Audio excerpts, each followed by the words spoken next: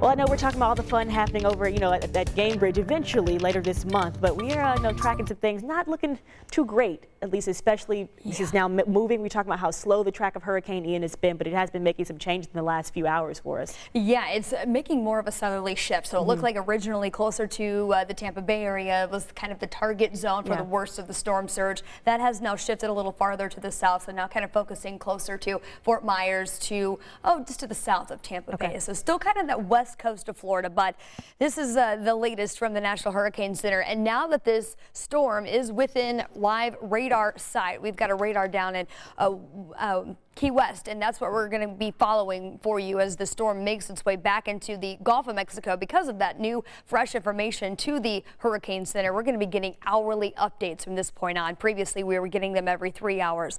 So this is the satellite imagery looping over the past 3 hours of Hurricane Ian as it has exited out of Cuba, now back into the Gulf of Mexico as a Category 3 storm, and still anticipating this to intensify into a Category 4 storm over the next 24 hours. Those outer bands have been impacting South Florida pretty much all morning long, and just recently there is a new tornado watch that's been posted up Key West all the way to Miami across South Florida. That's going to be in effect for the next several hours as these outer bands do produce several tornadoes. That's just a precautionary watch that was put into effect. One of the main things that we're watching out for is that threat of a very high storm surge with potentially an upwards of a 10-foot storm surge for places like Port Charlotte, potentially as far south as Cape Coral, and that extends close to Sarasota as well. So this entire coast, evacuations have been put into place if you are on that far extent closest to the coast, and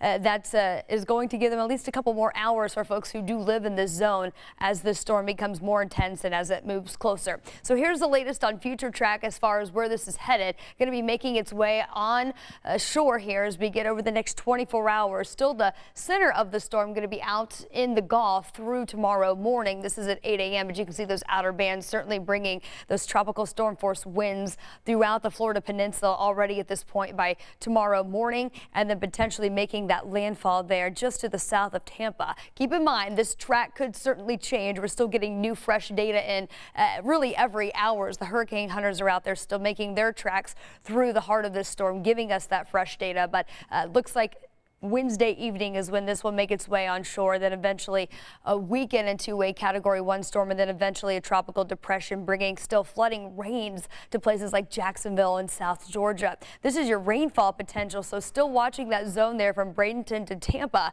where we could potentially pick up 10 to 15 inches of rain on top of what's already going to be pushed ashore as far as the ocean waters and the storm surge goes. So certainly a serious situation down in Florida, and we'll keep you updated with the latest there. Want to bring this back closer to home, though, where we've had a pretty quiet day. We're looking at just a few fair weather cumulus clouds that have developed over downtown Indy, but the main story for us is the chill that's in the air. We're just now at 59. We've got a strong northwest wind around 14 miles per hour. I wouldn't be surprised if we see wind gusts up to 30 miles per hour at times through the course of the afternoon. So the air temperature is going to stay cool around 63 later today, but that air is just going to feel even cooler because of that. 63 your high here in Indy today, around 65 for our friends down in Shelbyville. Then heading into the evening tonight, we'll quickly drop back out of the 60s into the 50s, and then another overnight lows in the 40s. Very similar tomorrow as compared to today temperature wise. We're still going to be influenced by that cooler air mass, so 63 again for tomorrow, but then we're going to change things up. Warmer weather headed our way Thursday up to 68. We're back to the low 70s Friday and into the mid 70s by later this weekend.